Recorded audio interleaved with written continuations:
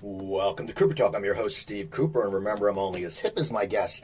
And I got to tell you, people, back in my freshman year in college, back there at Stockton State in the wonderful, wonderful, wonderful New Jersey, I remember I lived on the first floor of H Dorm, and on the third floor of H Dorm was two guys, Frank Torriello and Stuart Rosenthal. And they were from North Jersey, and I was from Central Jersey. So the guys from North Jersey got New York radio stations. Us guys from South Jersey got basically Philly stations. And they turned me on to my guest band back then because we didn't hear the cool stuff. New York got all the cool stuff.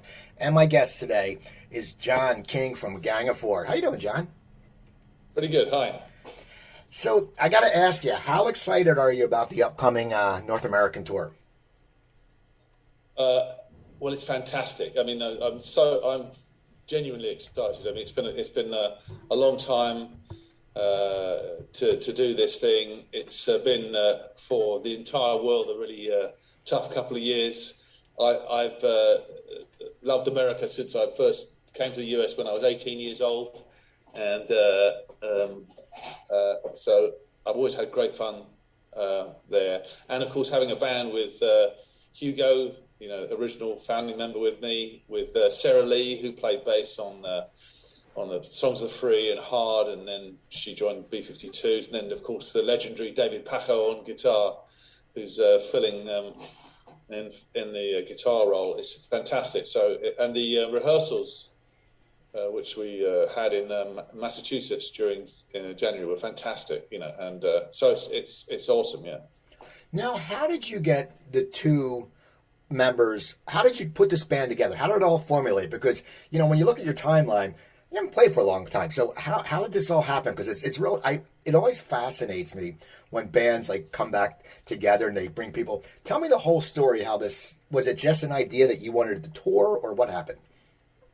Well, I had wanted to tour. I mean, as you probably know, Andy Gill and I had fallen out with each other.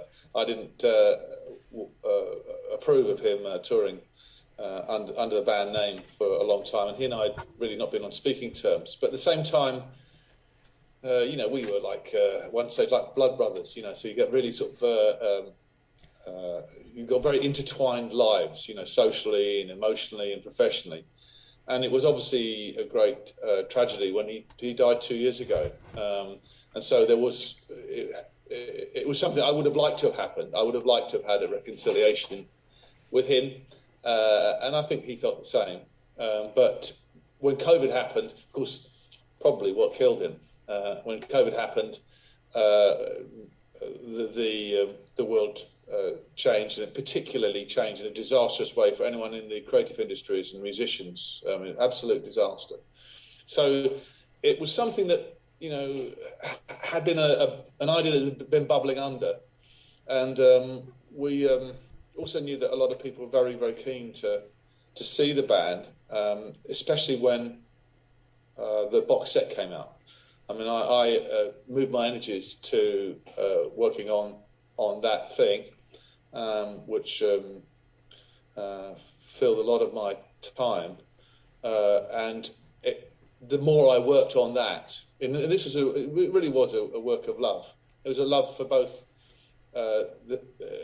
the things that we'd done together and the other people, and of course for our fans. I mean, I wanted to do something that was actually worth having, and so that became more and more interesting, and I became interested again in my own work. And I think you probably have found with the people you've spoken to that a lot of creative people don't really like looking at their own work.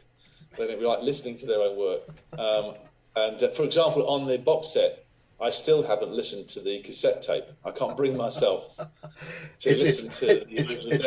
It's funny you say that, because in the late 80s, early 90s, I was a touring stand-up comedian, and I did a show the other night for the first time in 2.5, 3 years. And people were like, did you tape it? I said, no, because I'm not going to listen to it, because you sit there and you pick yourself apart. And even though it sounds great, you go, oh, shit, I messed that up. Yeah, exactly. So I can't bring myself to listen to those demos. And the only one I've actually listened to, the demos, was the song, which is a really, really early song called Elevator, which, as it turns out, is really good fun. What made you decide to listen to that? Just because my management and Hugo said, this is a great song, and and I said, wow, and it's a song we used to do like hundreds of other bands. We used to do cover versions of Sweet Jane, and I think it was like a sort of one of those songs where you just got a verse and a chorus and a verse and a chorus, and it's over in 2.5 minutes, and. Yeah, but I haven't listened to the other things, and so the putting it together, that became more and more of a thing. And then when the box set came out, and as you know, it sold out almost immediately. There were a lot of people who said, "Well, why didn't you play?" There was that kind of thing. And again, with COVID, we said, "Well, it's impossible. We can't do it. How can we do this?" And each time it seemed like things were loosening up, things tightened up, and particularly difficult for anyone who is not a US citizen with a green card. It wasn't until last November that anyone was allowed to come into the United States. So it wasn't even an idea about an idea. It wasn't possible to do something like that because I was not actually allowed to come into the US. I mean, I think it's the longest period in my life that I hadn't actually visited the United States. I think it was. I think I've been to the US more or less every year of my adult life. What do you love? What do you love so much about the US? Well, when I first came, when I was 18, I first came and a mystery about it. I knew nothing at all about the US except Marvel comics.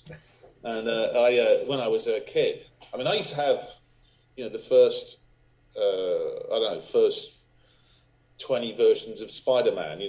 They used to come over to the UK in sort of bulk, and I would buy every one that I could get. And at the back of it, they used to have all these little small adverts for, like, you could get X-ray glasses, you could see through someone's clothing, and all of these things like, guns and rifles and toys and things that seemed miraculous. Also, it seemed like a multicolored place, really sort of lively and interesting. And a lot of the art that I really loved was US post-war art. Big fan of, what I suppose you call now old-fashioned modern art. So I really like American abstract painting. So I really it was a really important thing to me. When I first came, actually on the tour, the very first date is in Buffalo, which I don't think we've ever played in before. In fact, I'm sure we haven't. But that was the very first place in the US I ever went to. Showing my ignorance of the US, my love for it, or my attraction to the US, mixed with my stupidity, was that a friend of mine's girlfriend's father was in the oil business. And they moved from the UK to Oklahoma City because that's where oil is. So my friend thought he wanted to go and be close to her, and he got a job in Buffalo, which showed his ignorance of American geography. He said, "Why don't you come over?" Because he was bored being on his own. So I worked in some brick factory or something and raised the money. And I thought that Buffalo, New York, was like Brooklyn. Well, I didn't even know Brooklyn exists, but I thought it was all like, I don't know, Hampstead, London. I thought it was actually part of. I thought it was New York City. I didn't know there was a place. So I flew into Kennedy Airport, and I said, "How do I get to Buffalo?" And they said, "Well, that's 400 miles away." And but it was great because Buffalo had the Albright Knox Gallery, which had fantastic art in it, and then drove down to DC, and then I hitchhiked via Philadelphia up to New York. When everyone hitchhiked, so I had a great time. No, I loved them. I've always loved America. Yeah. So all my favourite bands. What's that? All my favourite bands were at that time. I loved The Band, Bob Dylan, and Jimi Hendrix. And it was. It seemed like a great rock and roll place. And Detroit. I loved the town of Motown and the Stooges and MC5. It was just like a list of gods to me. So the band, we were talking about the band before I went off topic. The band. Now, so how did you guys all get together again? What happened? What happened then was it looked like it was possible to tour. Our agents felt it would be possible to do that. They thought there was going to be a loosening up. Dave, Alan, and Hugo and I were really tight together, but Dave has, for personal reasons, he didn't feel he was able to go through with it. There's been no falling out, but he doesn't feel he's able to do the tour. And so we thought, well, obvious thing would be Sarah Lee, because Sarah Lee did record songs of the Free, and hard, and toured with us, and she, we had a wonderful time with her. As you know, she joined the B-52 straight away after that and would tour with them for many years. And so it was just a long shot. Hugo phoned her up and said, how's things going, and what are you up to? And she was so thrilled to be asked, and we were so thrilled she'd accept. And so with her on board, which gave it a real authenticity, we wanted to make sure that it was a really authentic experience. Then the conundrum of who might play the guitar.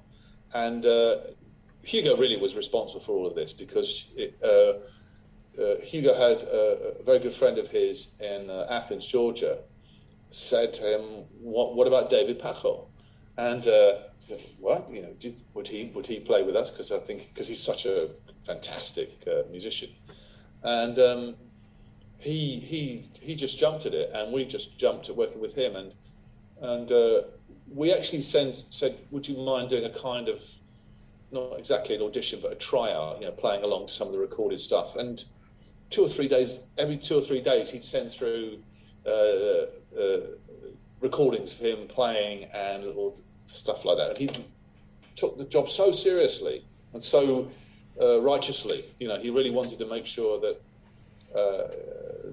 Andy's heritage was really, really given proper respect to, but with his own flavour on top of it. And so that was how it came about, really. I mean, I have to say, it's really all down to Hugo's known people's phone numbers, I guess. Now, where are you all located? 'Cause I'm just thinking about practicing or stuff. Where like you're in England. Where are the other three? I'm the only Brit. Well, I'm not the only. I'm the only other person who doesn't live in the US. Hugo lives in Gloucester, Massachusetts. Sarah lives in upstate New York, in a place relatively near Woodstock. And David lives in Los Angeles. So when we rehearsed in January, we rehearsed in Massachusetts. So essentially, it's everybody bar me lives and works in the US. What was the rehearsal process like? Because you haven't played together for a long time. Did it take a while to feel the groove, or did you sit there and once you three, not David, but once you three started jamming together, it sort of clicked back into the old days? I think, yes, exactly. I mean, I don't know how you felt like when you did your recent new gig, but some things, I remember how this should be, or how this feels, and what I think we all really wanted was to feel good about it. So when we started playing, you kick things around, you accept it's just going to be scruffy, but the scruffiness was a great pleasure, and it's not like because you don't really want to do a sort of a version of Stars in Your Eyes or something. You really want it to mean something, and so you start just knocking things around and not being very pernickety about stuff, but enjoying making this righteous noise, and then after a while you feel that you've nailed the songs, and then you move into that other zone, the other zone where the songs start playing you rather than the other way around. You feel you're occupied by the thing, and again, you will know, having done stand-up, that sometimes at the end of the show you wonder what just happened. You've been there for however long, an hour and a half or something, and you can't quite remember how it went. if it's a good gig, it feels really great because you've just been transported. So I think after a couple of weeks, I think the songs started playing us, and then we knew we were in a good place. Now, David had sent you the tapes, but was it hard at first getting used to him? Because once again, he's the guitarist. He's newer. You had the past relationship with Andy, and that's what you were used to when you're bringing and you're younger at ages. How was it getting him into the band? Even though he sent you the videos and you saw he was great, did it take a while for you to get in sync with him? Actually, I think at the beginning he played a more important role, I think, than me, Hugo or Sarah, in that he really, really worked to nail the songs. I mean, I think, speaking for myself, I was scruffier about the music than he was. I mean, even though obviously I've performed these songs hundreds and hundreds of times, sometimes you don't perform them right. And even like song structures, one of the conundrums we had was, are we doing a version of the recorded work or a version of the thing that it became when we ironed out some of those problems, that we'd seen on the recorded work. How you move from one bit to another bit, especially in the Gang of Four songs, where we very often don't have, or probably most of the time, don't have a 2-5-1 chord structure, and we're not doing those sorts of triggers. I mean, if you're going, from the dominant to the tonic, you know where you are. But if there is no dominant and there's no tonic, then you start thinking about how it works. And so David was, he'd learned, he'd say, this is the one I've learned. And so we would say, oh, that's great. So it would define what we were doing. Then we'd start saying, well, I don't know if this is what we should be doing, because and then we would look up sometimes, or quite often, onto the hundreds of videos on YouTube, and say, I think this was how we used to do it. That was really interesting. The nuances of things and the sort of the way you make them work live is often not really like the live experience. One of the recording experience, one of the things that we found was that certainly most of the songs we're going to perform are from the first two albums, because that was the thing that inspired it. But there are songs on Songs of the Free, like We Live As We Dream Alone and I Love a Man in a Uniform and Call Me Up, great songs, and they needed BVs on them. And so one of the things that I'm really pleased on the tour is, apart from the four of us, we've got some brilliant guest musicians standing in. I mean, Dolly McDonald is going to be doing guest BVs right the way from New York right there down to Texas, because she just wants for the fun. And Dolly toured with us when we did the Songs of the Free album in the distant past, and sensational singer, and we've got other people sitting in. Sally Timms, for example, from the Mekons, is going to join us in Chicago. I think we might have all sorts of other people coming in. So the show should all be incredibly good fun, with people sitting in from the backing vocals front, as well as us, doing it. Now, what got you into music? Because you said when you were 18, you went over to Buffalo. But and you said that, it's funny, you mentioned the bands you mentioned, which you love, like the band and all that, which are nothing like your music. When did you start this love affair with music? Did you sing as a kid, or when did you find out you had a voice? Well, I think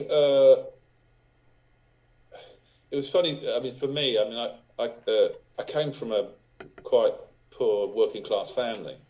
My father was an electrician. We didn't have any books in the house, but I had got a scholarship to a posh English private school. So it was a sort of an oddity there. At home, we didn't have a record player. We couldn't afford a record player. But at school, in the art department, when I was age 11, the older boys would play music during the art lesson. And the first thing I heard that I changed my life was hearing Highway 61 Revisited. And I'd never heard that ever on the radio. And again, in Britain, there were very few radio stations. Pop music, or rock music was just not played at all on the radio, really, or only in passing. And we had this phenomenon called pirate radio, which you will know about, where a boat was parked off of the continental shelf of the UK and then broadcast from the middle of the sea, this pop music we all used to listen to. So when I heard Dylan singing that particular song, I really think it changed my life. I thought that the subject that he was writing about, the sound of it, he wasn't making an effort to be smooth in any way, and he was sounded angry and annoyed and he's pissed off and funny, and that inspired me, and I became really, really interested in words. Actually, so whenever I bought an album, the first thing I did, whether it was Tommy by the Quadrophenia or whatever, or by the Beatles, I'd write all the lyrics down, and because it was quite hard then to work that out. But one of the major reasons for going to Leeds University, I went up to Leeds University from the school we were at was a place called Sevenoaks School, and it had this very vigorous art department, and there was me and Kevin Lyser, who was the first guitarist of the Mekons, in 1 year, with Adam Curtis, the documentary filmmaker, and Paul Greengrass, the feature filmmaker, who did all the Bourne Conspiracies. So there's me, Adam, Paul, Andy, and there was Tom Greenhalgh, Mark White, from the Mekons in the year below. So we're all in this little same group of people studying art. And I went to Leeds because Leeds University was an A-list concert venue. The Who's Live at Leeds was recorded there. Okay. I saw Bob Marley in the Refectory, which is a 900-seat room. Led Zeppelin played there, Roxy Music, Paul McCartney, in a 900-seat thing. And I got in for nothing, because Hugo, who I met in my first year, he loved music as well. And at his school, he'd been promoting concerts. I mean, he put on Genesis at his school, playing to like 500 people. This is in the early days. And he went to Leeds, and so every week we saw every single band that was going on tour around the UK, and Leeds was an A-list venue. So every week I saw at least 2 major acts, and it might be everyone from Elvis Costello when the Stiffs tours happened to whatever. So that was thrilling. But what really, and Andy and I had really, shitty rooms next to each other in some horrible shared house, and we used to sort of write songs together, which were a bit like Dr. Feelgood. I mean, the band that we loved and revered the most, the British band, was a pub band called Dr. Feelgood. And he'd have an acoustic guitar, and we had a little cassette player. We used to write songs that were a bit like, to be honest, a bit like that Elevator track. We'd write sort of songs like that. You've got to start somewhere. And it sort of flipped when I was in my second year at Leeds. I got a research grant to write. I'd applied for and won a research grant to write about Jasper Johns, the American pop artist in New York. And so I got this grant and arranged to go over and stay with a friend of a friend called Mary Harron, who was later became the director of American Psycho and Betty Blue. But then she was a journalist with New York Punk magazine. So, and Andy said, "Oh, can I come along as well?" And I said, "Yeah, sure. Why not?" And he blagged a grant to do a photographic study of Gothic architecture in northern France. So he came with me to New York. And because Mary had just broken up with the drummer of the then unknown Patti Smith group, we got into CBGB's for nothing every night, because she lived in St Mark's Place in New York, and CBG was just a few blocks away. So every night we went down there and we hung out with Richard Hell and the Voidoids and the Dead Boys and Talking Heads and all these unknown New York bands. I mean, I've still got the first 4 or 5 issues of New York Punk magazine in the loft, along with my Marvel comics. And everyone assumed that Andy and I were in a band, and then we came back and we saw the Ramones in New York, supported by Iggy Pop at the, I think it was at the Palladium, and came back and thought, this is great. And punk rock was happening in the UK, but so we thought, well, let's have a go, and we did. Now, what were your first gigs like? Like, how, I always wondered, the punk, you go from getting these gigs and then you end up getting a record deal. How was that transition? I mean, I want to know, those early gigs, were they just harsh? Because they always say that punk crowds in England were just so brutal. Well, yeah, it was. We were pretty lucky in that we were ignored for the first 2 years of our existence. I mean, we didn't get reviewed. The music press was then very, very oriented around London, and Leeds was about 200 miles north of London, so none of the journalists went there. So we were lucky enough to sort of just, first of all, just get used to it all. But of course, our very first show, no one of course would give us a gig because no one had heard of us, and we'd never played. So we did that thing which a lot of other punk bands did, is we put on our own show. And so there was a derelict building called the Corn Exchange in Leeds, which we could hire for, $20 or something like that, basically for nothing, just to cover the cost of electricity. And so we promoted it ourselves, along with, there was a guy called Jon King who was starting up the first punk shows in Leeds. And so we did it entirely ourselves. And part of the sort of aesthetic was very, I think, minimal, because, of course, we couldn't really afford very much. So it's like we borrowed some floodlights, and put them in. So it was just 1 or 2 white lights. And it was really rammed, because there wasn't really a scene in Leeds at that time. But there was a sense of everyone was waiting for something to happen. So when we did that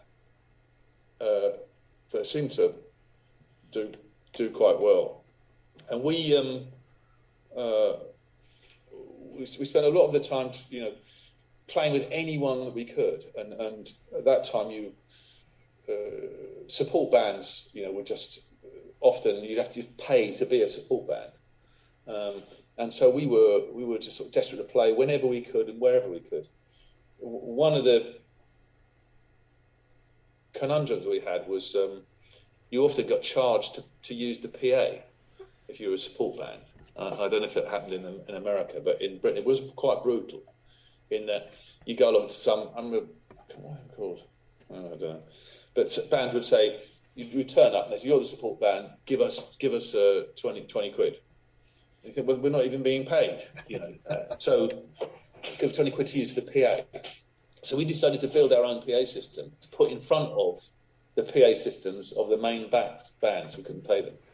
And we did this by building our own PA. There was a dump site near us, and so we found a big wardrobe, made of plywood, and we took that to pieces. And Andy Corrigan, who was a flatmate of mine, who became one of the singers of the Mekons, who was our sound engineer, he had this book called, How to Make a PA System. And so we cut it down, and we got the drivers had been part of Second World War airplanes, broadcasting to the troops. And so the drivers for the speakers were from Second World War planes. The amplifiers were from the army in the 1940s, and they had like thumb width fuses in it, which were long, redundant. And the only way we could fix that was we put cigarette ends in it with bits of wire around it. And so we built a PA that was, it was like one of the South London reggae sound systems. Unfortunately, it was so big, this is a Spinal Tap moment, it was so big we couldn't get it out of the door. We forgot it, so I had to cut it to pieces and rebuild it. So that was how we were. So we were very determined, and we had this, and our friends, I shared a flat with Mark White and Andy Corrigan, who were the two Mekong singers. We were all a little crew, and we just everything that we could do, we did, until we met the Buzzcocks.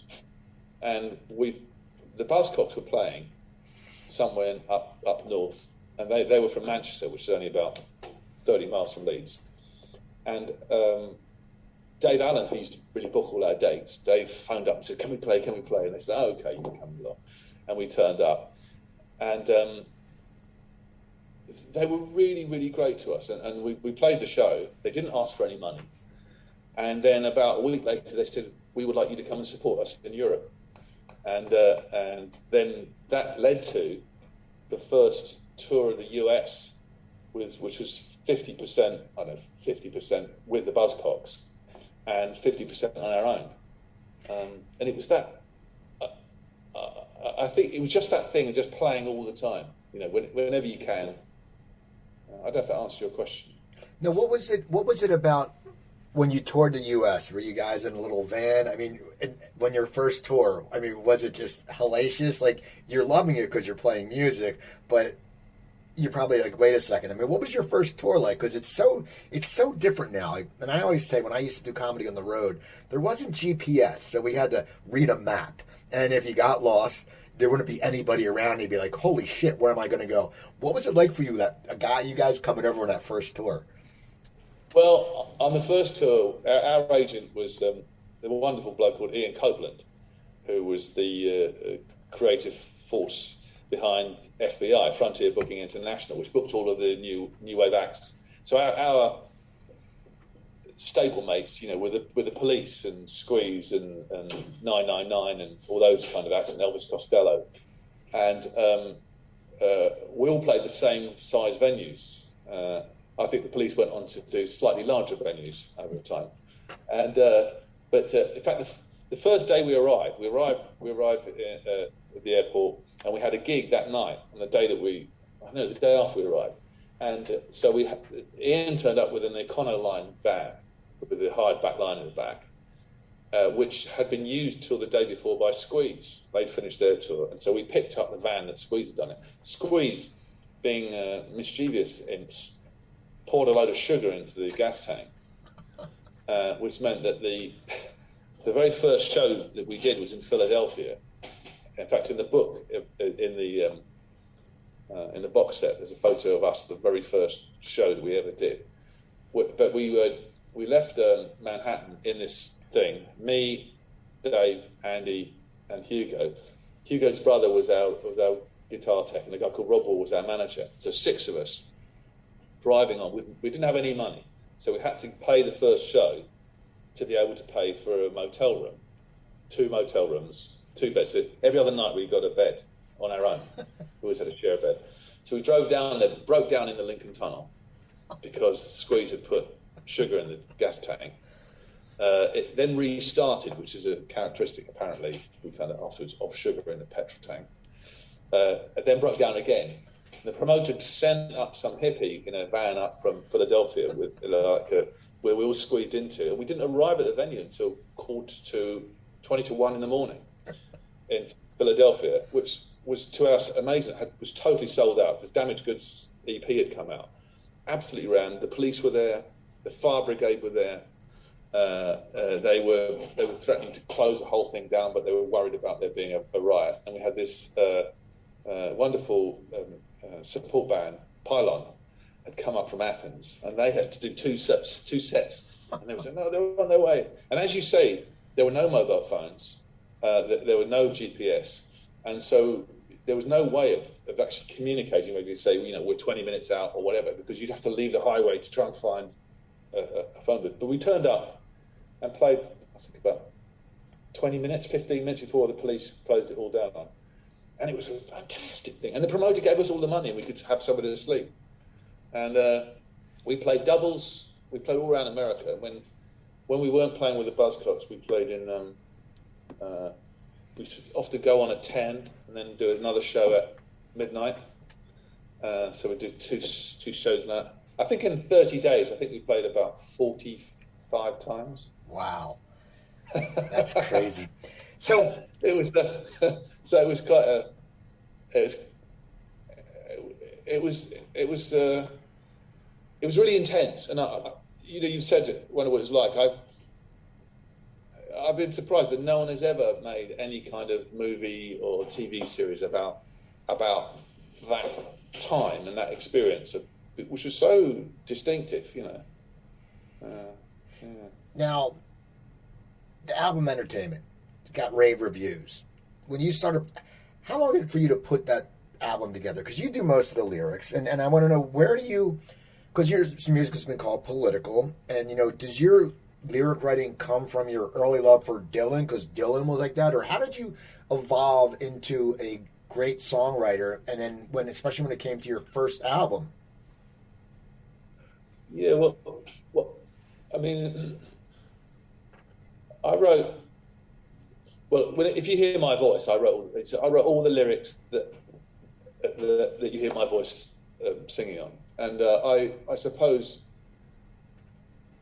what I would do is sometimes there would be some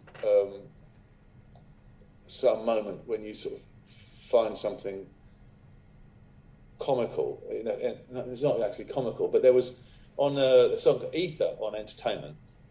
There's this the mysterious last line of that was there may be oil under Rock Hall, and Rock Hall is a tiny rock in the North Atlantic, which the British in the 1950s had landed Royal Marines on to live on it for sort of a period of time to declare it was British territory.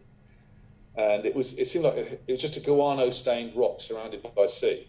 It's the size of an apartment building. It's not a large piece of land. It doesn't show up on any map. It's uninhabitable. Were it not for the landing of the Royal Marines on there, who lived in some kind of space capsule on it for a period of time.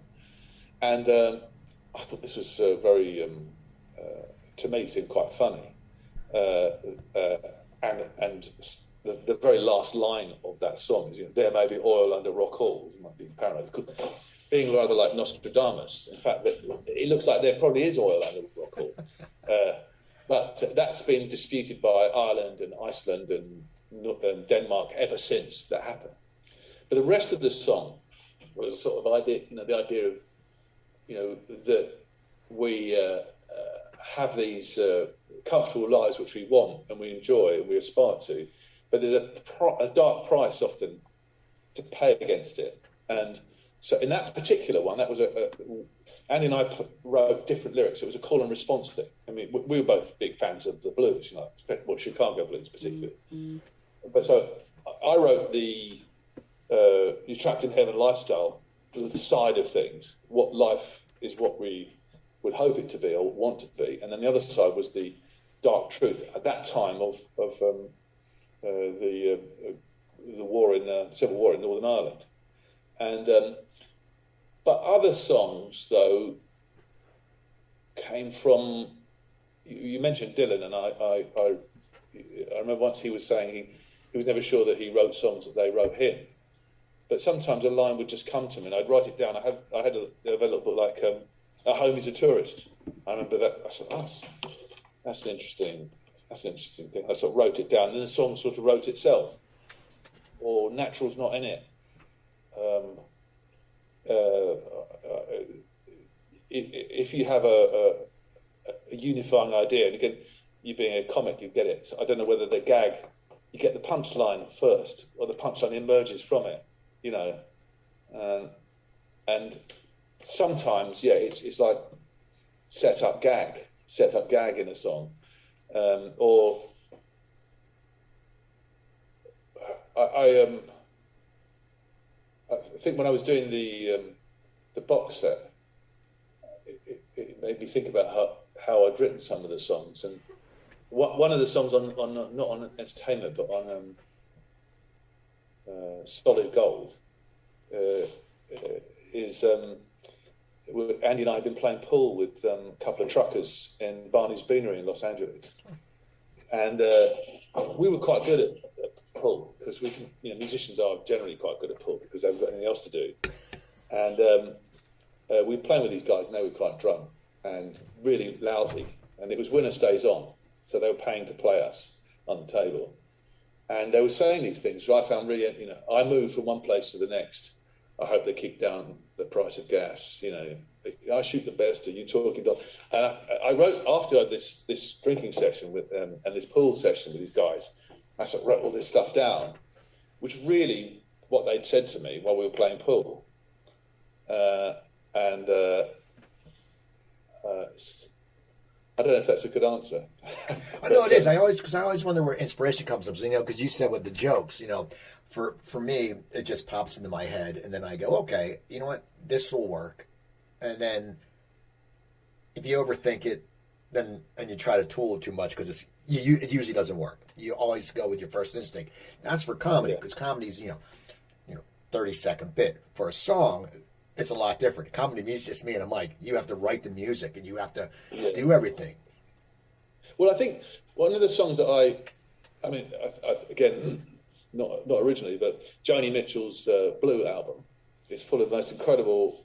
The music and the music and the lyrics are of a piece. But a song like "This Flight Tonight," the opening line is, "Look out the left, the captain said, down there's where we're going to land." And you think it sounds exactly as if that's what she heard, and that kicks you off. And then you write the song about regret and wishing you hadn't got on the plane, and you wished you'd gone a different direction.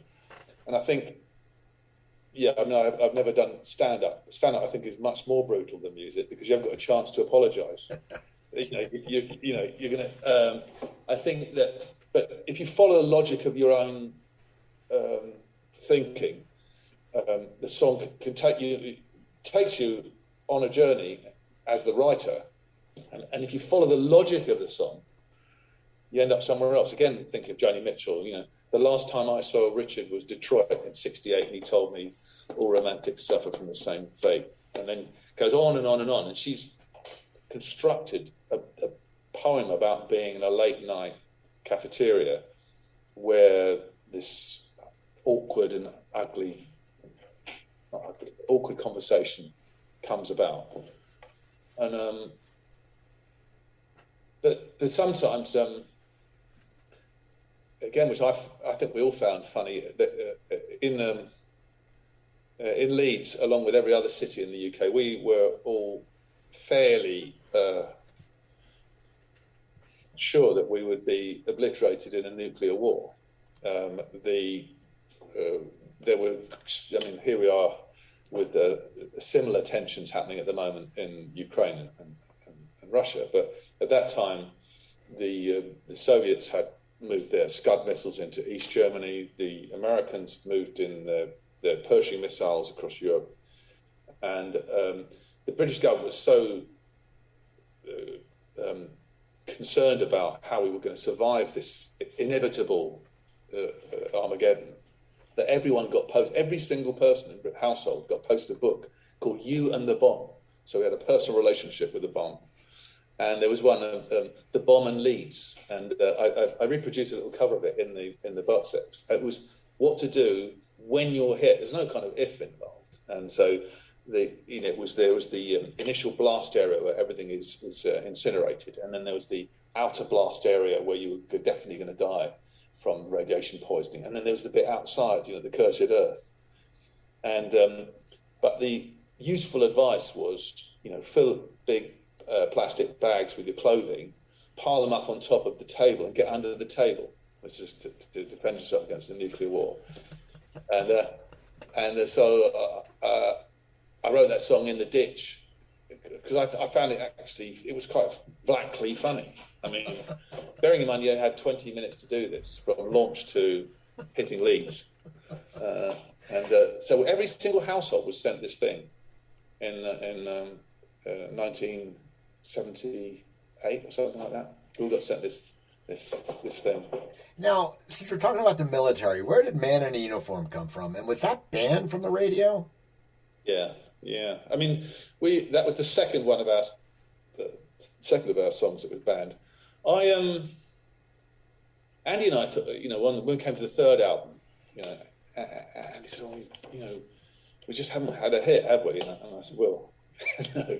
And he said, let's try and write a song with chords in it, like chord progressions in it, things like that, which is what we used to do when we started off. But it sounded like us. It seemed like a contradictory thing,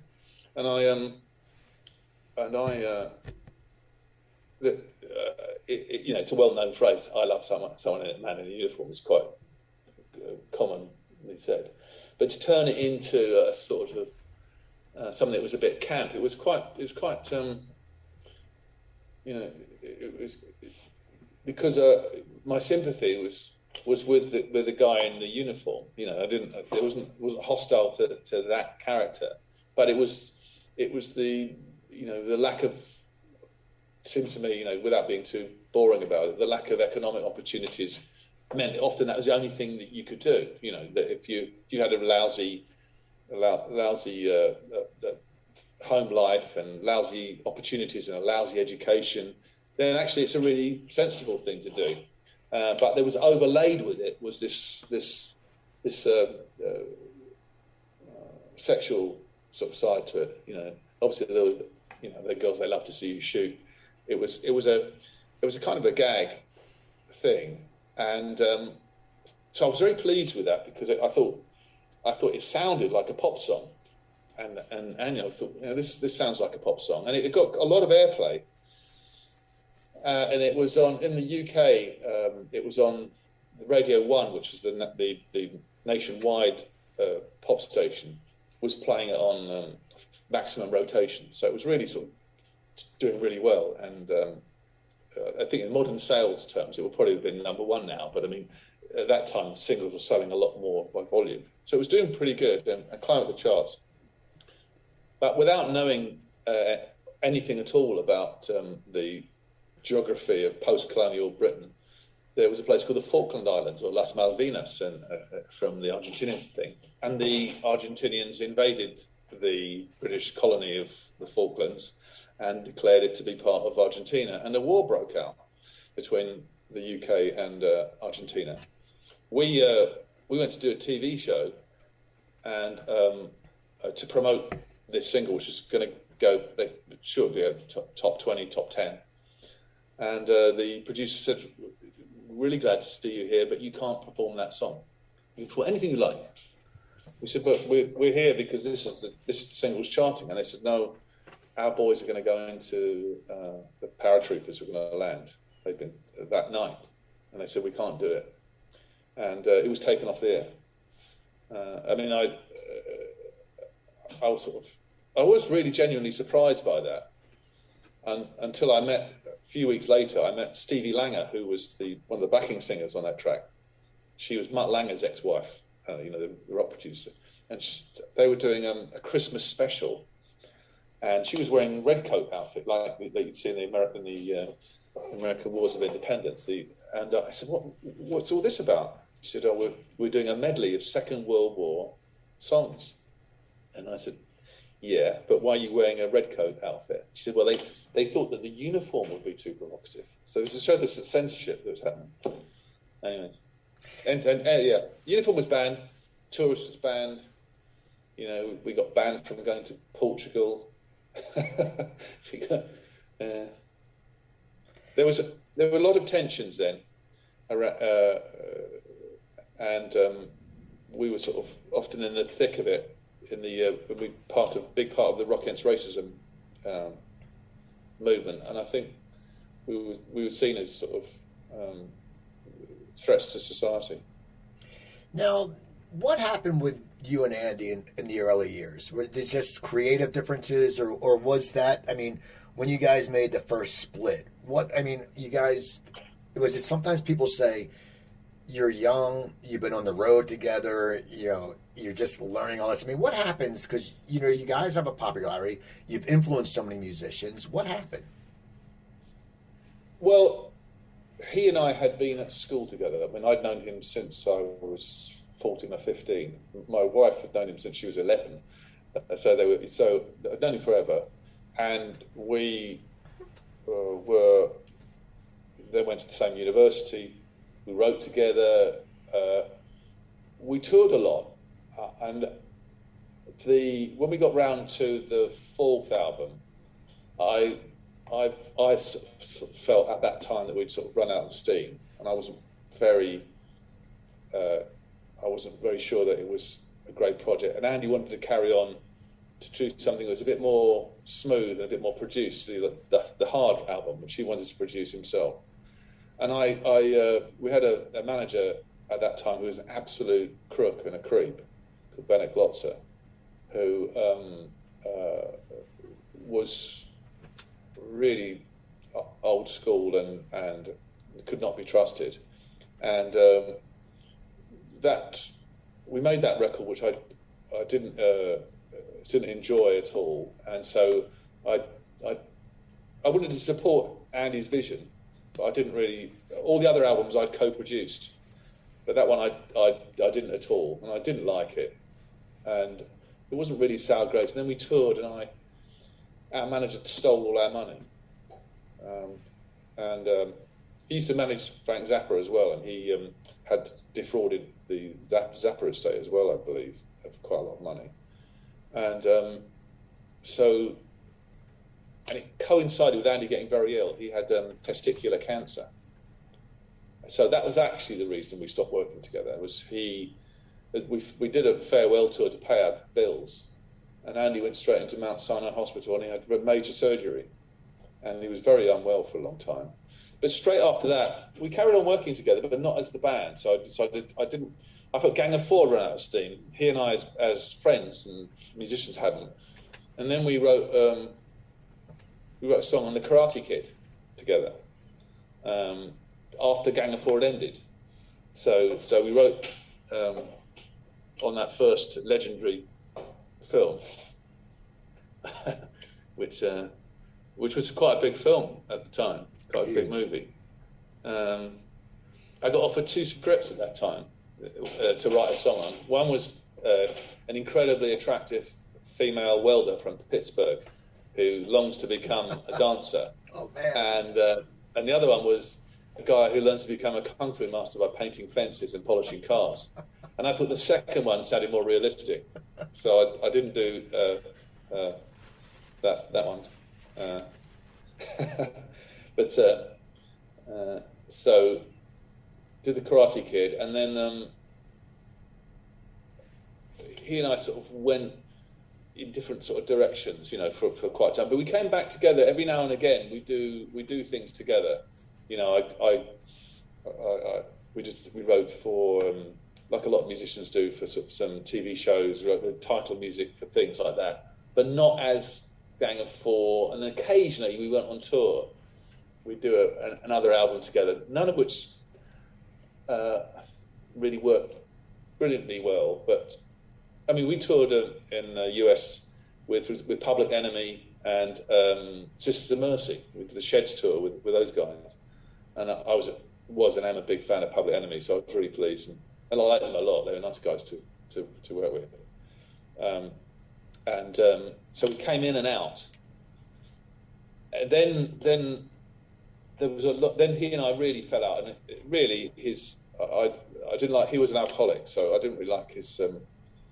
I didn't find it pleasurable to work with him. When I got to sort of, around the age of 40, we stopped talking to each other for a long time. And then we reformed again in 2005. There's massive interest in the band. We did fantastic tours of America. And Andy and I worked together then for about another 5 or so years. And again, after a while, I found the drinking was a bit much for me. So, how does it make you feel that so many bands have mentioned your Gang of Four as influences, like big bands? I mean, that must be such a great feeling, because these people were saying, just like how you saw Dylan and you went, I wanted to do that. these people saw you and said it was an influence. How does that make you feel as a performer? I feel really humble about it, because I think all creative people are inspired by someone or something or other. That, you say that's what turned me on. Like, as I mentioned Dylan, but when we were young, Andy and I just adored Jimi Hendrix. I still listen to Who Did Charles Slight Return, more or less every week, as one of the greatest pieces of guitar playing ever. So you see your idols, and they change the way that you think you can do things. And I feel when people say I really thought that when you did, the entertainment really changed my life or changed the way I approach it. I'm utterly flattered and so glad, because the only reason it's worth seeing Gang of Four at all is because the music doesn't sound like anything else. You know where you are. You're not in a world of accountancy. I feel now the same as I did when we wrote this stuff, which is, you often felt the fifth invisible member of any band was an accountant, saying, if you do it more like this, it'll make it a bit more commercial or whatever. But the music that lasts and lasts and lasts, you're in a different vocabulary. When you listen to Miles Davis, some of those, in a blue mood, those kind of things, that you know that there's a new vocabulary being created, new possibilities, and there might be possibilities of how you feel about other people, or how you feel about society, or how you feel about the world, and it's thrilling, and I name dropping slightly. I did a gig in Poland with Jon King. I was one of the guest singers singing a tribute to Nico, and I had to sing 3 songs in German. I don't speak German, but I learnt it phonetically. We played this song and all this thing. And what was really interesting was Nico had a sort of very niche talent, but even though I did in the end have a translation of the words, but you knew you were in a different sort of vocabulary, of something or other. And I was talking to one of the other singers, Mark Lanigan, and Mark Lanigan, get on very well, and we were talking about Delta Blues, and the words on those songs are incredible. I said, well, I love that song, Fattening Frogs for Snakes, and I said, but the greatest miserable title of all is Please Tend My Grave When I'm Gone, which I think was Blind Lemon Jefferson. I think like that. Mark went, oh, it's amazing, man. He pulled his shirt off, and then he had it tattooed across his back. And it was interesting, to think that these white musicians years later can get inspired by the African American experience of that in some way. It's so profound.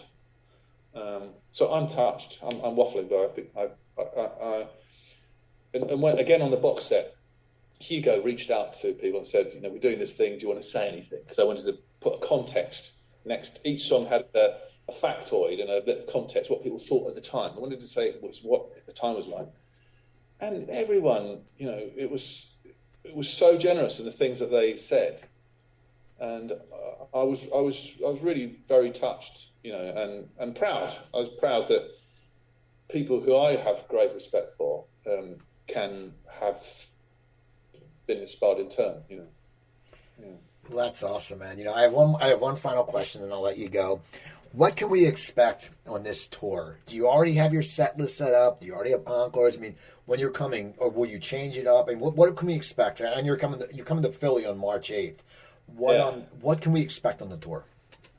You can expect there's going to be about, I think we're hoping to play about 20 or so songs, something like that. So we're going to play, it's going to be very, very intense. I mean, we don't like to hang about and say, I don't know if you ever saw us live before, but we don't mess around.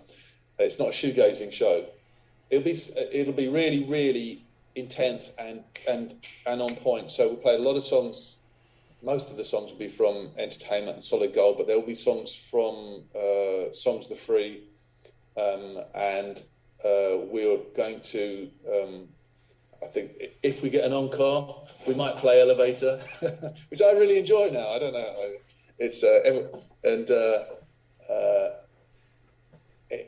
It'll be great. And Philadelphia, of course, was the place we did our very first ever US gig. Was in Philadelphia, and it was awesome. So I love Philadelphia because that's one of the places I hitchhiked to go to the Aaronsburg collection in Philadelphia when I hitched up there from DC. So I have a great love of the place. Yeah. Well, I want to thank you for taking the time, Jon. People, go on Twitter or go on Facebook. You can find Gang of Four, and if you go on Twitter and you link, it will link you right to their tour. You can find all the tour dates, and they have a nice tour starting. You got to go listen to their music. It's one of those things. You have to know it. Like for me, it meant a lot to me when I was in college when my friends turned me onto it. So go listen to Gang of Four. Go to my website, coopertalk.net. You can find over 895 episodes there. Email me, Cooper at coopertalk.net. Twitter, it's at CooperTalk. Instagram, it's at CooperTalk1. Remember, I'm Steve Cooper. I'm only as hip as my guests. Don't forget, drink your water, eat your vegetables, take your vitamins, and I'll talk to you guys next time.